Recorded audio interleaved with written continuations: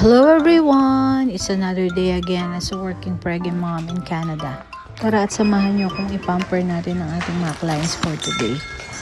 And dahil nga again, it's another day, it's another blessing. Sama ko nga ulit tong Junakis ko for today. Medyo maganda nga ang araw natin ngayon at umaraw-araw na nga din sa wakas. Pero dahil nga magfo-fall na, medyo lumalamig na nga guys.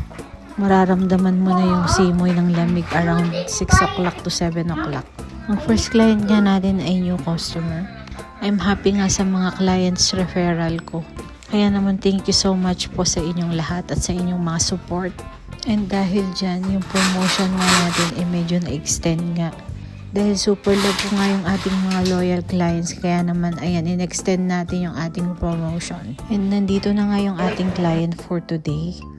This client of mine nga po is actually her first time doing laser hair removal. And she's very happy nga daw dahil nakakuha nga siya ng good deal. And syempre kung happy nga yung ating clients, sobrang happy na nga din ako. Ang second client nga natin is one of our loyal customer nga din po. And we did her K-Beauty micro needling. And our third client is laser hair removal. Ito nga yung one of our popular treatment if you have stubborn hair sa face. And again, this is still on our promotions. Kaya sa mga mamis dyan, you should try it. It's really worth it. And this treatment nga is painless, so you don't need to worry.